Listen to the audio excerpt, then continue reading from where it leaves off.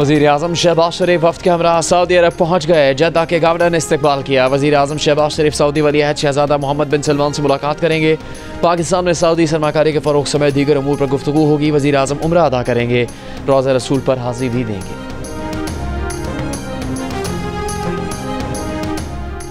वज़ीर आला खैबर पख्तूनख्वा अली अमीन गंडापुर ने कहा है कि कौमी सलामती कमेटी का इजलास मीटिंग कम और प्रेजेंटेशन ज़्यादा थी।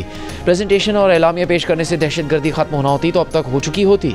खैबर पख्तूनख्वा में किसी सूरत ऑपरेशन की इजाज़त नहीं देंगे।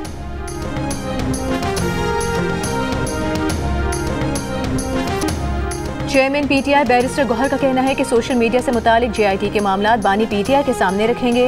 दहशत गर्दी के खिलाफ सबको एक होकर सोचना चाहिए। 24 और 26 नवंबर को एहतजाज केस में अपोजिशन लीडर उमर अयूब की अदम हाजिरी पर जमानत खारिज। मीडिया से गुफ्तगू में उमर अयूब ने कहा कि इस हुकूमत की पीटीआई के खिलाफ रवैये की एक झलक है। वो मौके वारदात पर मौजूद ही नहीं थे।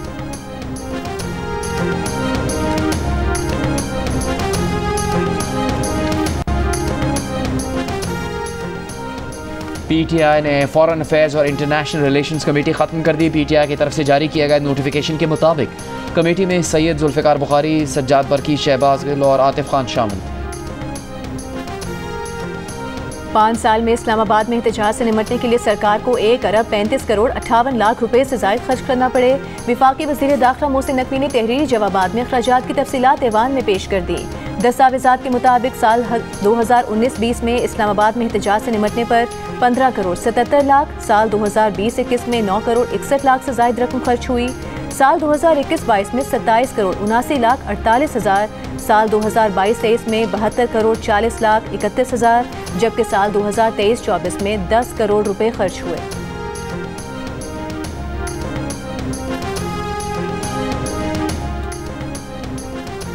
MQM पाकिस्तान की हुकूमत से अलग होने की धमकी। मशावरत के लिए राबता कमेटी का इजलास बुला लिया। MQM रहनुमा अमीनुल हक का कहना है कि शहबाज शरीफ हुकूमत ने MQM के साथ सिंध और हैदराबाद के पैकेज पर वादा किया था। तरक्याती पैकेज पर कहीं काम होता नजर नहीं आ रहा।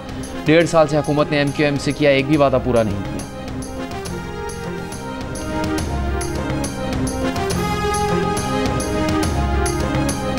कोयटा रेलवे स्टेशन के करीब लोको शेड पर खड़ी ट्रेन की बोगी से धमाका खेज मवाद बरामद, नाकारा बना दिया गया। दहशतगर्द हमले से मुतासरा जाफर एक्सप्रेस की बोगियों से 3 दस्ती बम बरामद, नाकारा बना दिए गए।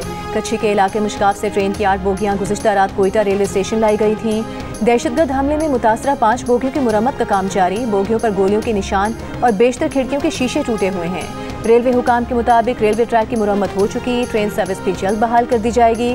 11 मार्च को जिला कच्छी में जाफर एक्सप्रेस पर दहशतगर्द हमले के बाद से अंदरूनी मुल्क के लिए ट्रेन सर्विस मुअत्तल है।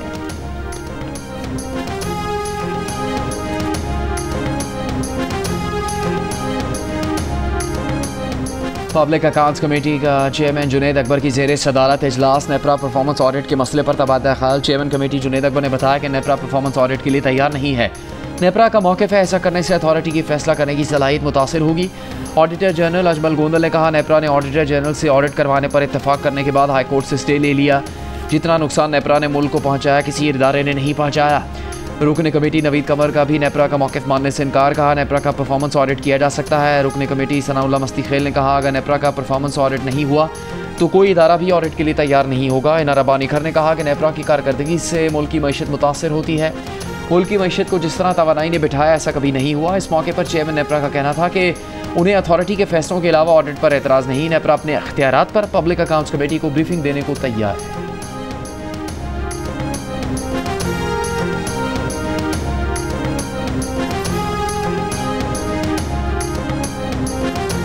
ख़वातीन को विरासती हक से महरूम करने वाली रस्म गैर इस्लामी और गैर कानूनी करार। विफाकी शरई अदालत ने चादर और पर्ची रस्म को गैर इस्लामी और गैर कानूनी करार दे दिया। फैसले में कहा गया है कि चादर और पर्ची की रस्म के तहत ख़वातीन को विरासती हक से महरूम किया जाता था। ख़वातीन को समाजी दबाव के तहत विरासती जायदाद से महरूम करना इस्लामी अहकामात और क़वानीन के खिलाफ हैं। विफाकी शरई अदालत का खिलाफ वर्जी करने वालों के खिलाफ सेक्शन 498 के तहत कार्रवाई करने का हुक्म। फैसले में ख़वातीन के विरासती हुकूक के तहफ़्फ़ुज़, फ़राहमी क़वानीन के बारे में आगाही और मौसर नफाज पर भी जोर दिया गया। अदालत को बताया गया कि बन्नू में चादर और पर्ची नामी रिवायात पर अमल होता है।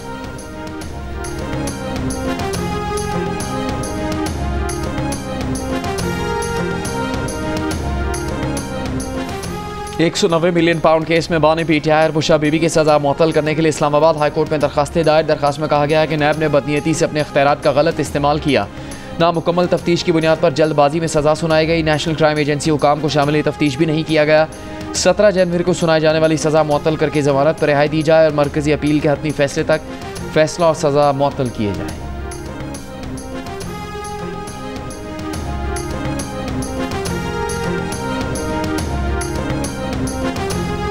अवामी नेशनल पार्टी ने कौमी सलामती कमेटी इजलास में ट्रूथ एंड रिकन्सिलिएशन कमीशन के क़याम का मुतालबा किया है। एक प्रेस रिलीज में ANP ने बताया कि वो किसी नए ऑपरेशन के बजाय नेशनल एक्शन प्लान पर यकीनी अमल दरामद चाहती है।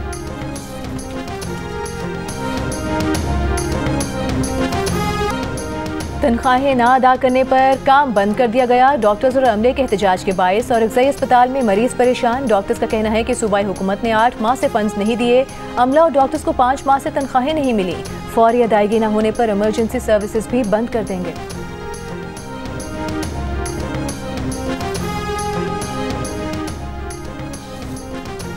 आलमी बैंक ने पाकिस्तान के लिए 10 करोड़ 20 लाख डॉलर्स कर्ज की मंजूरी दे दी। रकम मौसमियाती तब्दीली से मुतासर गरीब काश्तकारों के लिए इस्तेमाल होगी। मौसमियाती तब्दीलियों से मुतासर अफराद की आमदन बढ़ाने के लिए छोटे कर्ज दिए जाएंगे। आलमी बैंक के इलामे के मुताबिक ये रकम आलमी बैंक के 10 साला कंट्री पार्टनरशिप प्रोग्राम का हिस्सा है। वर्ल्ड बैंक कंट्री डायरेक्टर का कहना है कि मंसूबे से 10 लाख खवातीन समेत 18 लाख से ज़्यादा अफराद मुस्तफ़ीद होंगे।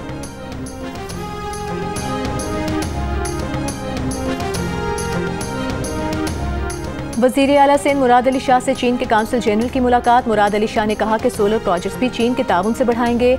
मेगा प्रोजेक्ट्स तय करने के लिए चीन के दौरे का मंसूबा बना रहे हैं। वज़ीर आला सिंध से इराक के काउंसिल जनरल की भी मुलाकात। इराक के काउंसिल जनरल ने बताया कि कराची में 20 साल के बाद इराकी काउंसिल खाना दोबारा खोला गया है।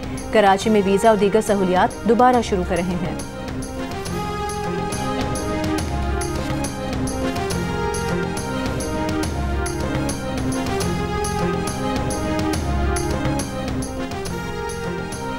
वज़ीर आज़म शहबाज शरीफ पर मेयर कराची मुर्तज़ा वहाब का कराची के इंफ्रास्ट्रक्चर से दिलचस्पी न रखने का इल्ज़ाम। कहा कराची का इंफ्रास्ट्रक्चर वज़ीर आज़म की तरजीहात में शामिल ही नहीं है। जियो न्यूज़ के प्रोग्राम जियो पाकिस्तान में मुर्तज़ा वहाब ने दावा किया कि कराची के लिए बहुत सा काम किया है। एतराफ़ किया कि बहुत सा काम करना अभी बाकी है। मुर्तज़ा वहाब ने विफाक से कराची की तरक्की के लिए 100 अरब रुपये मांगे। कहा वो 100 अरब रुपये शफाफियत से खर्च करेंगे। जैसे मोहसिन नकवी को पैसे दिए उन्हें भी दिए जाएँ। रेड लाइन बस सर्विस में ताख़ीर पर मेयर ने कहा टेक्निकल इशू है जिसे हल करने की कोशिश की जा रही है।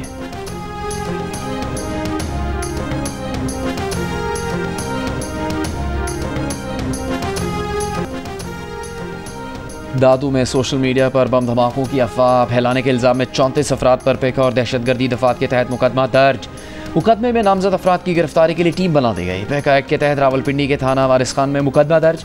पुलिस के मुताबिक इदारों के खिलाफ बेबुनियाद मालूमात सोशल मीडिया पर पोस्ट करने पर मुकदमा दर्ज किया। गैर मुनासिब पोस्ट करने पर मुलजिम मोहम्मद रेहान गिरफ्तार, अडयाला जेल मुंतकिल। चिन्योट में बस और मुसाफिर वैन में टक्कर, हादसे में 5 अफराद जाँ बहक और 13 अफराद जख्मी हो गए। लाशें और जख्मी तहसील हेडक्वार्टर अस्पताल मुंतकिल। रेस्क्यू के मुताबिक हादसा तेज़ रफ्तारी के बाइस पेश आया। मुसाफिर वैन सरगोदा से फैसलाबाद जा रही। दरियाई सिंध से नई नहरें निकालने के मंसूबे के खिलाफ सिंध में एहतजाजी मुजाहिरों का सिलसिला जारी। कौमी अवामी तहरीक ने टंडोजाम में रैली निकाली। सरबरा अयाज लतीफ़ पलेचो का कहना है कि समुंदर सिंध के देहात, शहर और ज़मीनें निगल रहा है। चोलिस्तान और दीगर केनाल बनी तो सिंध का पानी बंद हो जाएगा। बरीदन में हारी तहरीक, अवामी तहरीक और सिंधियानी तहरीक की एहतजाजी रैली। लाड़काना में वकला का एहतजाज 46वें रोज़ भी जारी रहा। अदालती उमूर का बॉयकॉट। हैदराबाद में काश्तकार सड़कों पर आ गए। सरखन में रीडर्स फोरम के तहत रैली निकाली गई।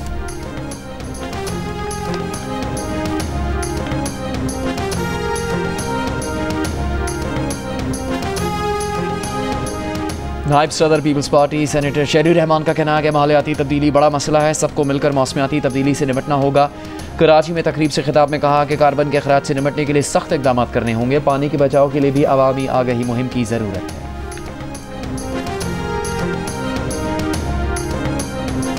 गवर्नर हाउस कराची में इत्तेहाद रमज़ानुल मुबारक के तहत 18वें इफ्तार डिनर में अमेरिका के काउंसिल जनरल स्कॉट बॉम्ब की शिरकत। गवर्नर सिंध कामरान खान टिसोरी ने इफ्तार डिनर के शुरका से खिताब करते हुए कहा पाक अमेरिका ताल्लुकात में नई उम्मीदों से सरमायाकारी तिजारत में इजाफा होगा। दहशतगर्दी आलमी मसला है, इसके खात्मे के लिए दुनिया पाकिस्तान का साथ दे।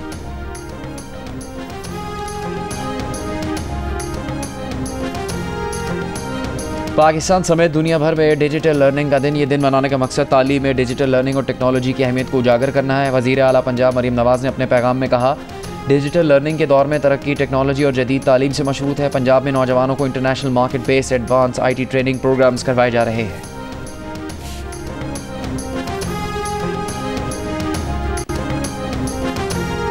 जंगबंदी मुआहदा यकतरफा खत्म करने के बाद इसराइल की दूसरे रोज़ भी गजा पर बमबारी। 2 रोज़ में 183 बच्चों समेत 440 फ़लस्तीनी शहीद हो गए। वस्ती गजा में अक़वाम मुत्तहिदा गेस्ट हाउस पर बमबारी। एक गैर मुल्की इमदादी कारकुन जाम हक। इसराइली जारहियत के बावजूद हमास बातचीत पर अज़मंद। तयशुदा जंगबंदी मुआहदे पर अमल का मुतालबा। इसराइली वज़ीर आज़म की हरधर्मी बरकरार, कहा नए हमले अभी सिर्फ इब्तिदा हैं। मुआहदे पर बातचीत अब जंग तले होगी। अक़वाम मुत्तहिदा सलामती काउंसिल का इसराइल से गजा में फ़ौजी ऑपरेशन फौरी रोकने और इमदाद बहाल करने का मुतालबा। हुसियों की अक्सरियती तंजीम अंसारुल्लाह का इसराइली फ़ज़ाई अड्डे पर हाइपरसोनिक मिसाइल से हमला। इसराइल का मिसाइल मार गिराने का दावा।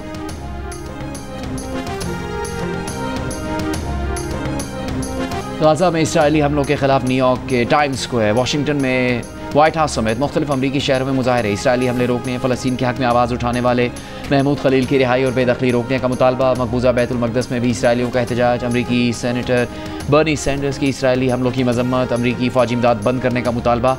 अक़वाम मुत्तहिदा, यूरोपीय यूनियन, रूस, बरतानिया, फ्रांस, सऊदी अरब, कतर, ईरान समेत कई ममालिक की इसराइली हमलों की मज़म्मत।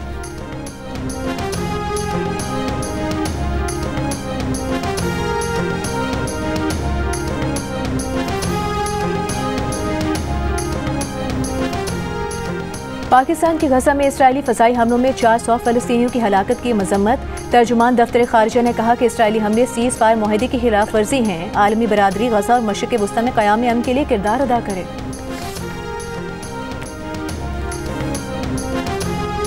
ऑस्ट्रेलियाई क्रिकेटर उस्मान ख्वाजा फ़लस्तीनियों पर हमले और सैकड़ों शहादतों पर भी बोल पड़े। एक बार फिर उन्होंने सोशल मीडिया पर बयान में कहा कि बगैर किसी वजह से जंगबंदी मुआहदा तोड़ा गया। एक दिन में 130 से ज़ायद बच्चे मारे गए हैं। तसव्वुर करें अगर ये सब मुखालिफ तरफ से होता तो फिर कितने गुस्से का इजहार किया जाता। क्या तमाम जिंदगियां बराबर नहीं हैं? ये बच्चे बस तारीख में नंबर्स बनकर रह जाएंगे। इनके भी नाम हैं, माएँ, बाप, बहन और भाई हैं, जैसा कि आपके हैं। हम इस बर्बरियत को मामूली नहीं बना सकते। उस्मान ख्वाजा इससे पहले भी इसराइली जारहियत पर मुख्तलिफ अंदाज में एहतजाज कर चुके हैं।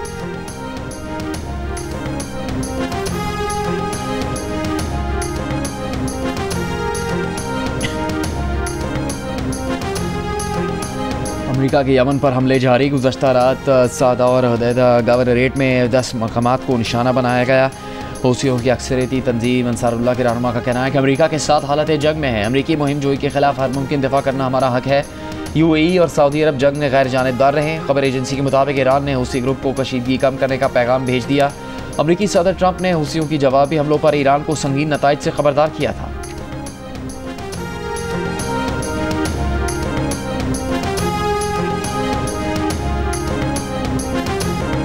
आलमी खलाई स्टेशन में फंसे 2 खलाबाज बाहिफाजत वापस आ गए। फ्लोरिडा के साहिल के करीब लैंडिंग। नासा के 2 और खलाबाज भी उनके साथ वापस आए हैं। सुनीता विलियम्स और बच विल्मोर गुज़श्ता साल बोइंग स्टारलाइन स्पेसक्राफ्ट के पहले इंसानी मिशन के तहत खला में गए थे। खलाई जहाज़ में फ़नी खराबी के बायस वो स्टेशन पर ही रुकने पर मजबूर हो गए थे।